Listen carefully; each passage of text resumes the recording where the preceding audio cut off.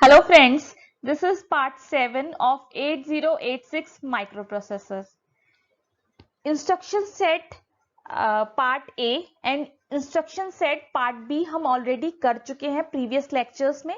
आज हम करने वाले हैं इंस्ट्रक्शन सेट पार्ट सी। ठीक है, अब जितने भी रिमेनिंग इंस्ट्रक्शन है वो आज की क्लास में हम पढ़ेंगे।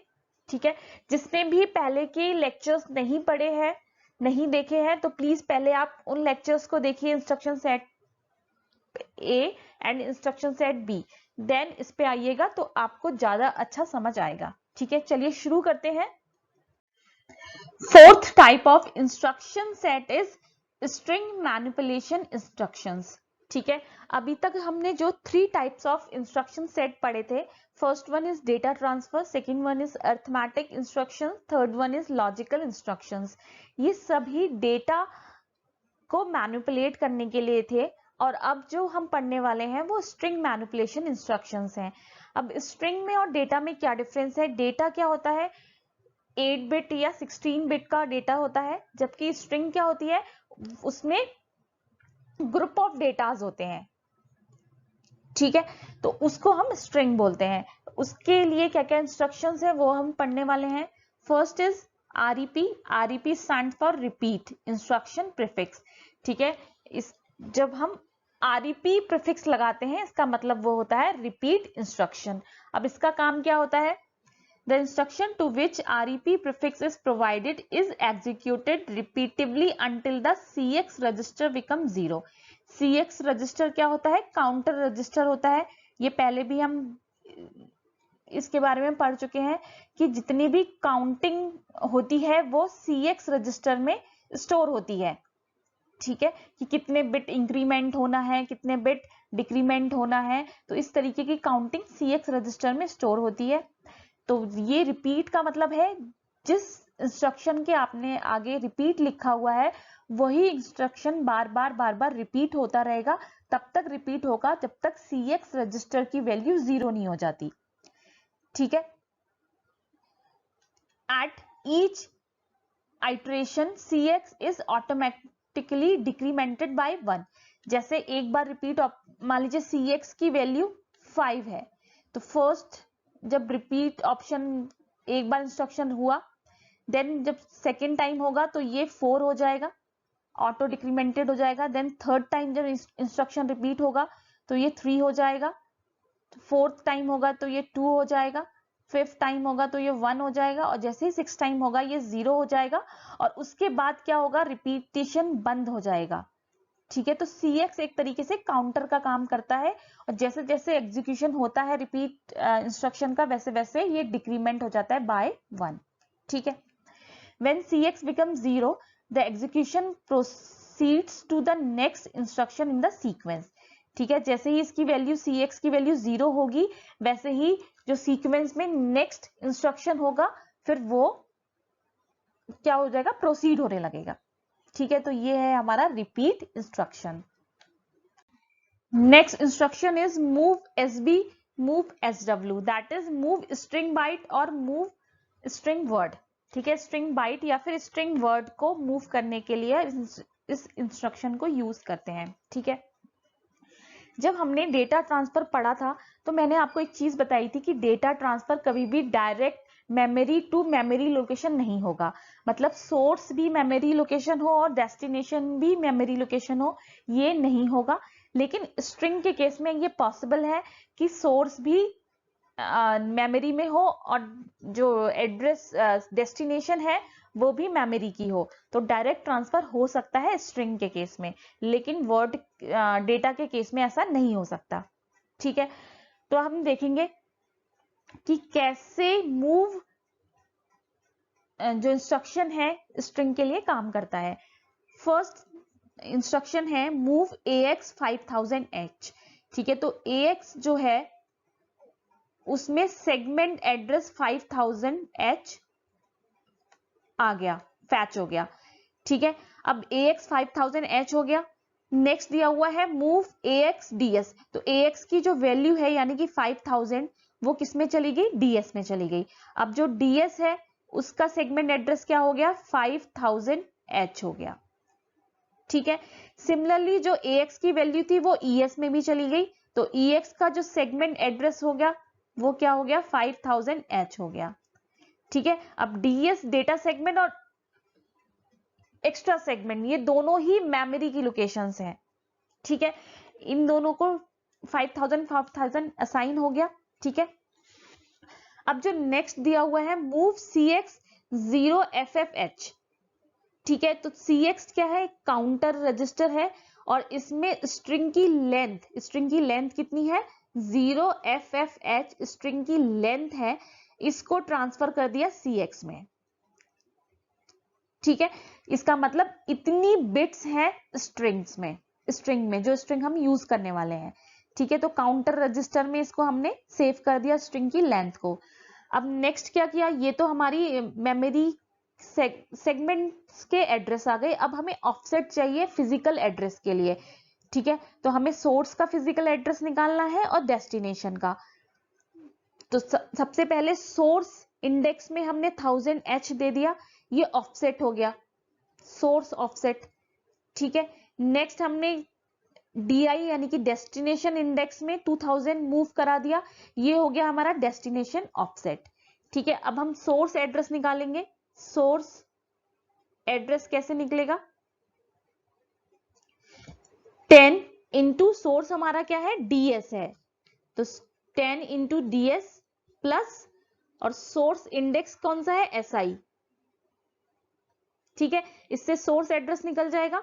डेस्टिनेशन एड्रेस कैसे निकलेगा, डेस्टिनेशन क्या है हमारा ES हमारा डेस्टिनेशन है, तो ES multiply by 10 plus destination index क्या है DI।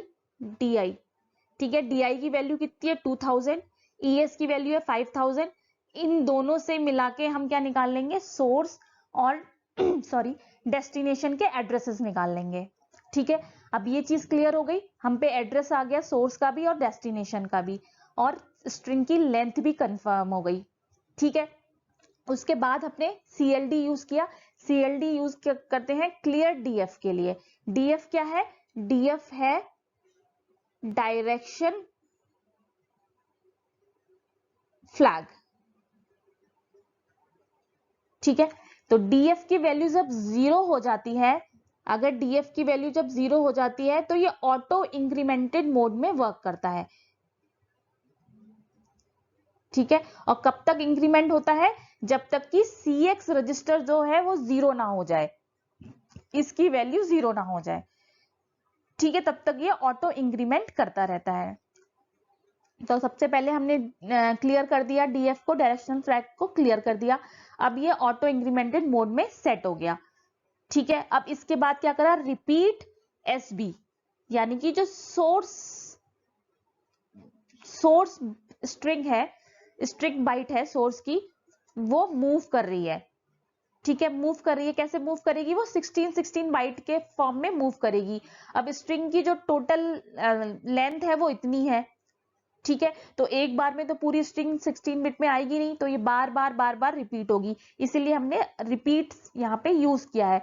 अब ये तब तक मूव करता रहेगा जब तक कि CX जो वैल्यू है तब तक 0 ना हो जाए, इसकी जो 0FFH वैल्यू है ये 0 पे काउंटर ना हो जाए, तब तक ये रिपीट करता रहेगा। क्यों करता रहेगा, क्योंकि ये ऑटो इंक्रीमेंटेड मोड में है, DF ऑटो इंक्रीमेंट में है। जैसे ही 16 बिट ट्रांसफर होंगी फर्स्ट, देन ये फिर ऑटो इंक्रीमेंट होगा और नेक्स्ट जो 16 बिट होंगी फिर ट्रांसफर होंगी, और ये काउंटर -1 -2 ऐसे होता जाएगा और कर करके ये 0 हो जाएगा। इस तरीके से पूरी जो स्ट्रिंग है वो सोर्स से डेस्टिनेशन पे ट्रांसफर हो जाएगी। अब आप लोग देखेंगे कि सोर्स भी हमारा क्या है, मेमोरी लोकेशन है, डेटा सेगमेंट है, ये मेमोरी में है, और डेस्टिनेशन भी क्या है, ES है यानी कि मेमोरी लोकेशन है। तो स्ट्रिंग के केस में हम direct memory to memory transfer कर सकते हैं। ठीक है, अभी समझ में आया कैसे स्ट्रिंग को ट्रांसफर करते हैं, रिपीट यूज करके और काउंटर सेट करके हम इसको ट्रांसफर करते हैं। ठीक है, तो ये हो गया हमारा मूव SV और मूव SW। ठीक है, next instruction is compare. Compare string byte और स्ट्रिंग वर्ड। अब ये भी सेम वैसा ही है जैसे हमने अभी किया था, एग्जैक्टली वैसा ही है, सब कुछ वैसा ही है, ठीक है। अब इसमें जो हमने रिपीट यूज किया था मूव कराने के लिए, अब वो रिपीट हम यूज करेंगे क्या करने के लिए, कंपेयर कराने के लिए। दो स्ट्रिंग्स लेंगे, दो स्ट्रिंग्स को आपस में, एक सोर्स स्ट्रिंग होगी जो सोर्स पे सेव होगी, एक डेस्टिनेशन स्ट्रिंग होगी, उन दोनों स्ट्रिंग्स को हम कंपेयर कराएंगे, ठीक है। और उस कंपेयर का जो भी वैल्यू आएगी, कंपैरिजन की जो आंसर आएगा, वो कहीं पर भी स्टोर नहीं होगा। ये हम ऑलरेडी पढ़ चुके हैं कि कंपैरिजन में जो डेटा जो आंसर आता है उसको स्टोर नहीं करते हैं, केवल क्या होता है, हमारा जो फ्लैग रजिस्टर है उसकी वैल्यूज चेंज हो जाती हैं, उसके जो स्टेटस है वो चेंज हो जाते हैं। वो स्टेटस से हमें बताता है कि ये दोनों ही स्ट्रिंग या वर्ड्स आपस में इक्वल है या ग्रेटर है या लेस है, ठीक है। तो चलिए इसको देख लेते हैं।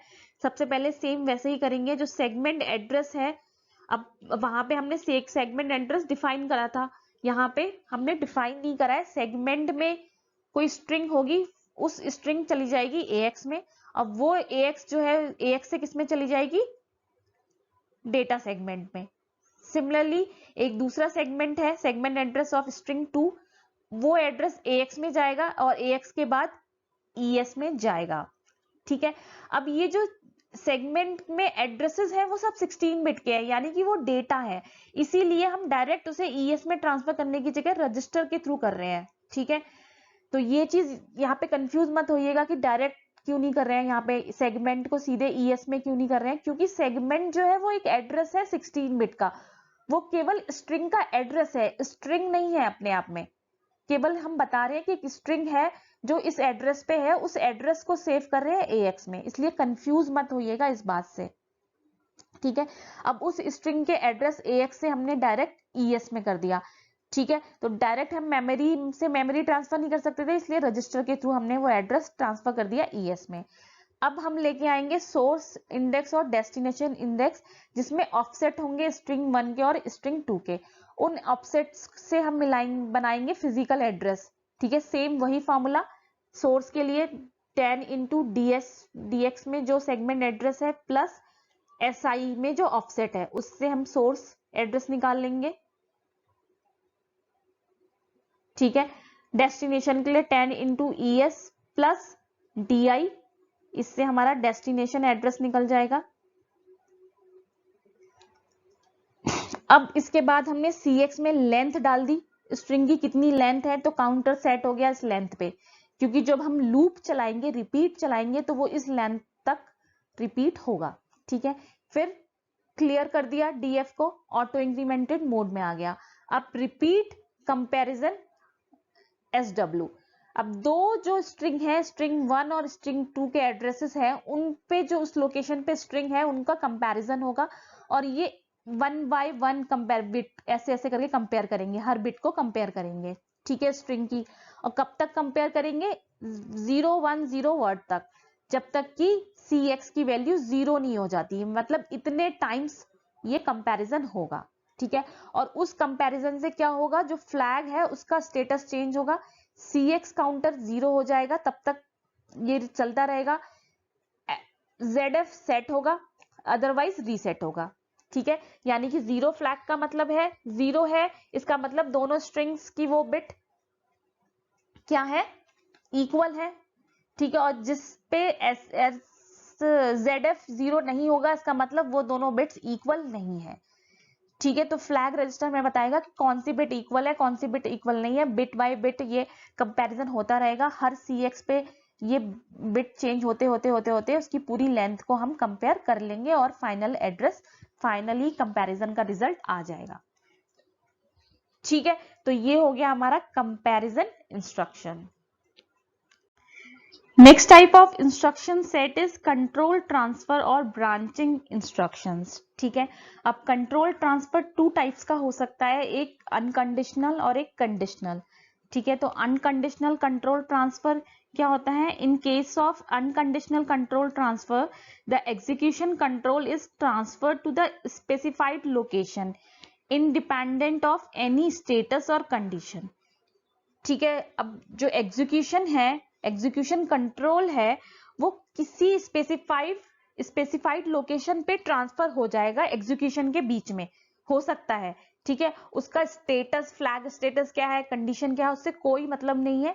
अगर इंस्ट्रक्शन मिलते हैं किसी एग्जीक्यूशन कंट्रोल को ट्रांसफर करने के, तो फिर वो अनकंडीशनली विदाउट एनी कंडीशन वो ट्रांसफर हो जाएगा, ठीक है। तो उस केस में जो कोड सेगमेंट है, CS और IP हमारा पॉइंटर है, इन दोनों की जो वैल्यूज हैं वो मॉडिफाई हो जाएंगी with new CS and IP। CS और IP क्या होता है, CS और IP से मिलकर बना होता है फिजिकल एड्रेस, किसका, कोड सेगमेंट का, ठीक है। कोड सेगमेंट का फिजिकल एड्रेस। तो जो पहले कोड चल रहा होगा, जो कोड एग्जीक्यूट कर रहा होगा, वो अब किसी नए कोड पे चला जाएगा, ठीक है। तो नया CS और IP जनरेट होगा और उससे जो फिजिकल एड्रेस निकलेगा वहां पे सीधे ट्रांसफर हो जाएगा, ठीक है। तो ये इस तरीके के ट्रांसफर होते हैं अनकंडीशनल, ठीक है। ये कब होता है, जब मान लीजिए कोई इंटरप्ट आ गया, कोई एक ऐसी चीज आ गई जिसको जो हायर प्रायोरिटी पे है और पहले उसको एग्जीक्यूट करना है, तो पहले क्या होगा, जो एग्जीक्यूशन चल रहा था वो स्टॉप हो जाएगा, ठीक है। अब न्यू CS और IP वैल्यू आएंगी, CS और IP की, क्योंकि CS और IP से मिलके फिजिकल एड्रेस बनता है कोड सेगमेंट का, और जो एग्जीक्यूशन होता है वो कोड सेगमेंट में होता है, ठीक है। तो कोड सेगमेंट का दूसरा नया एड्रेस जनरेट होगा और वहां पे फिर एग्जीक्यूशन शुरू हो जाएगा, ठीक है। तो ये हो गया हमारा अनकंडीशनल। नेक्स्ट है कंडीशनल कंट्रोल ट्रांसफर, ठीक है। Instruction the conditional control transfer instruction, the control is transferred to the specified location provided the result of the previous operation satisfy a particular condition, ठीक है। अब कंडीशनल कंट्रोल कब होता है, जब मान लीजिए किसी प्रोग्राम के अंदर ही कोई और लोकेशन गिवन है, 1 2 3 4 5 स्टेप्स के बाद कोई और लोकेशन गिवन है कि अब प्रोग्राम वहां से एग्जीक्यूट होना है, ठीक है। तो ये प्रोग्राम के अंदर ही कंडीशन दी होगी, तो क्या होगा, प्रोग्राम फिर वहां पे जंप कर जाएगा, ठीक है, और वहां से फिर कोड एग्जीक्यूशन शुरू हो जाएगा। तो इस केस में CP और IP की वैल्यू चेंज नहीं होगी, क्योंकि जो प्रोग्राम एग्जीक्यूट हो रहा है वो सेम ही है। उस प्रोग्राम के अंदर एक कंडीशन आई है जिसकी वजह से जो एग्जीक्यूशन है वो जंप कर गया कहीं और, किसी और लोकेशन पे, लेकिन सेम ही प्रोग्राम चल रहा है।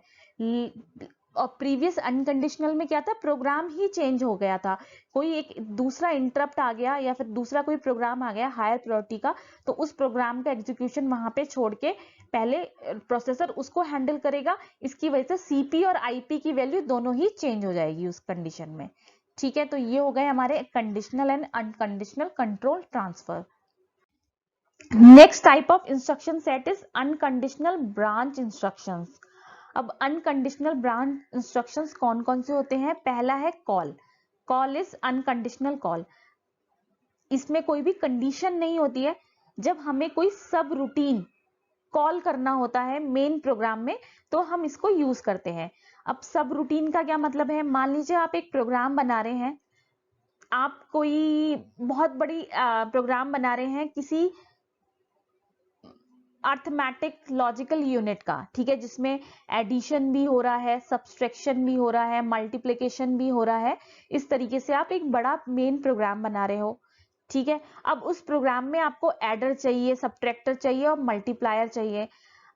अब इस मेन प्रोग्राम में इन प्रोग्राम्स को ना बनाने की बजाय आपने क्या करा, एडर, सब्ट्रैक्टर, मल्टीप्लायर एक अलग से छोटे छोटे प्रोग्राम्स बना दिए, और आपने ये सोचा कि जब भी मुझे किसी भी प्रोग्राम में इन एडर, सब्ट्रैक्टर, मल्टीप्लायर की जरूरत पड़ेगी तो मैं इस प्रोग्राम को उस मेन प्रोग्राम में कॉल करा लूंगा, ठीक है। तो इन प्रोग्राम्स का एक एड नेम दे दिया आपने, फाइल दे दिया, adder file, subtractor file, multiplier file. तो जब भी आपको इनकी जरूरत पड़ेगी तो आप मेन फाइल, मेन प्रोग्राम में से कॉल करा लेंगे। इसको बार बार लिखने की जगह बस जो आपने प्रोग्राम बनाया है उसको कॉल करा लिया।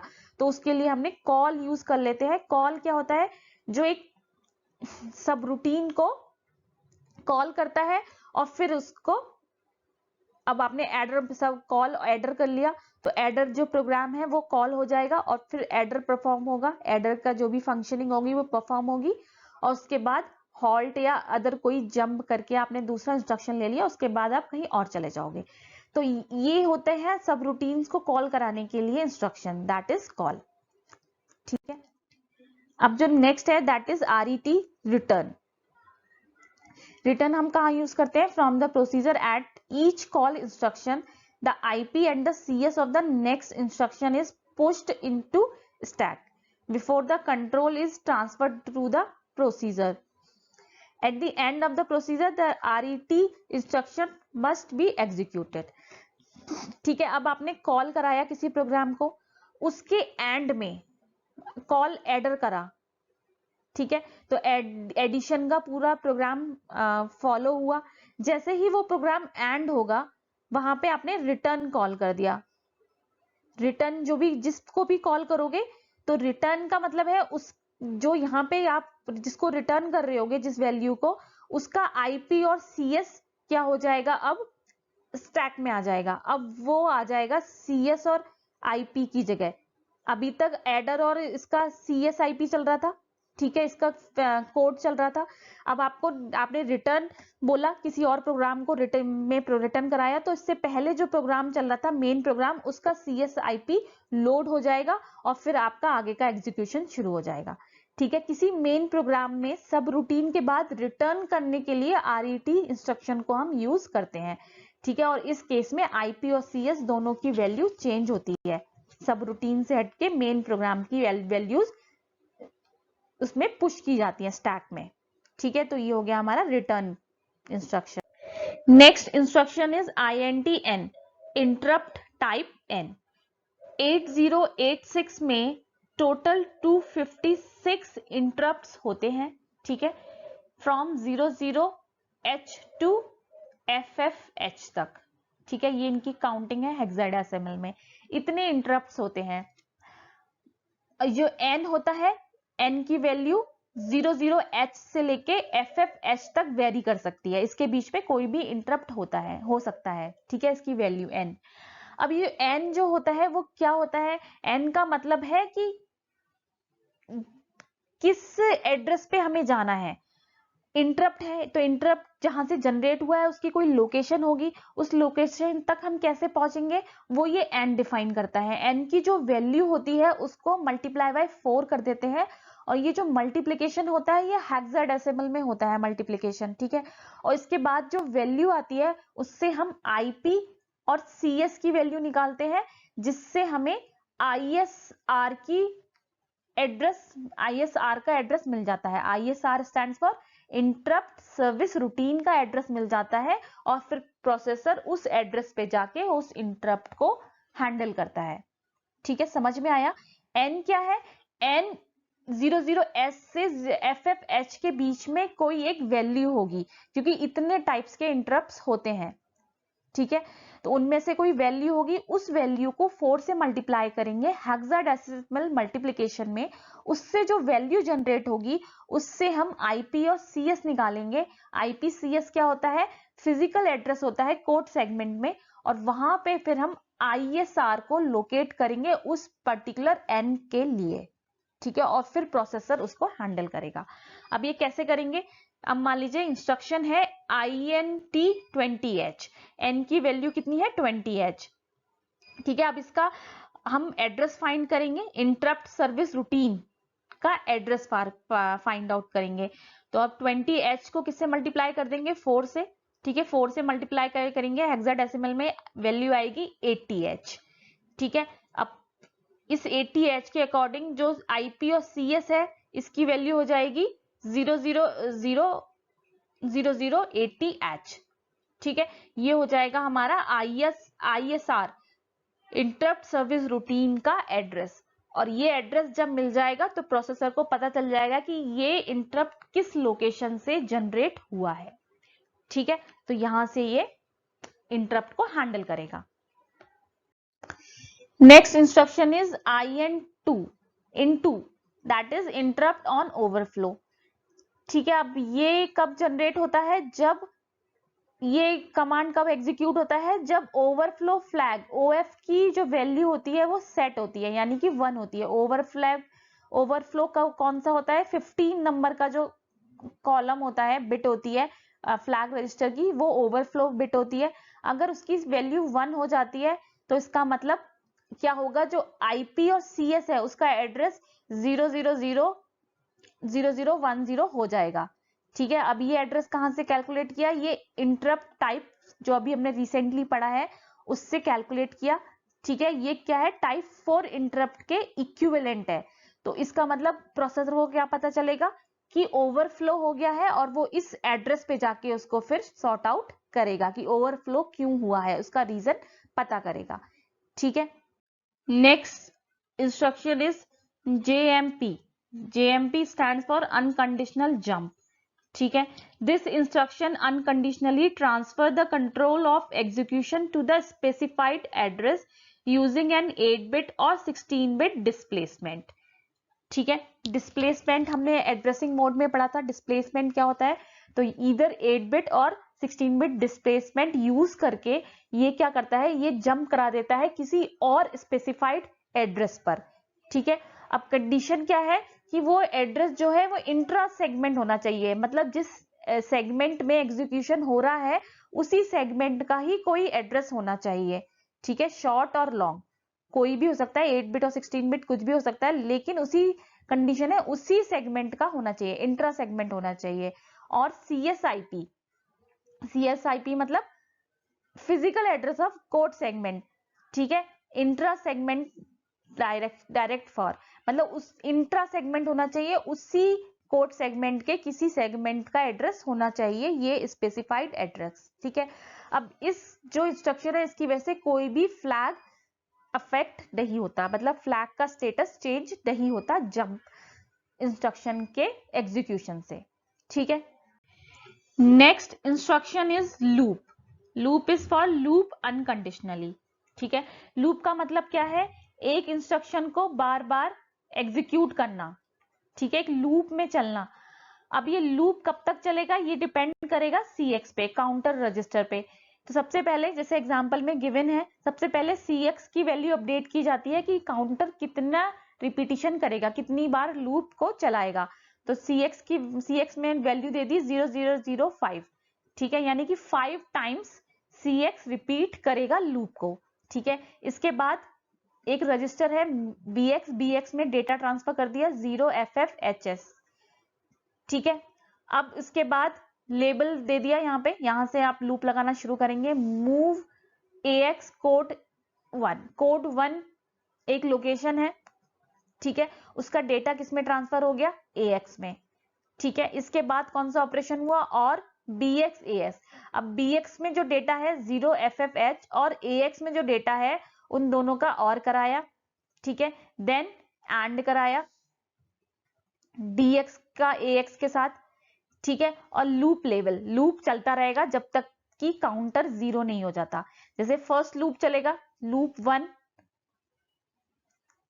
1 से जो पहले वैल्यू होगी CX की वो 5 है, लूप 1 चलेगा, उसके बाद CX 4 हो जाएगा, 1 डिक्रीमेंट हो जाएगा। ऐसे ही लूप जब 2 हो जाएगा कंप्लीट तो ये CX की वैल्यू 3 हो जाएगी। ऐसे ही जब तक इसकी वैल्यू 0 नहीं होती तब तक ये लूप चलता रहेगा, और ये जो और एंड ऑपरेशन है ये होते रहेंगे। ठीक है, और वैल्यू जो इनकी है वो BX में अपडेट होती रहेगी। ठीक है, इसमें DX में और इसमें BX में, और इस तरीके से लूप चलेगा। ठीक है, समझ में आ गया।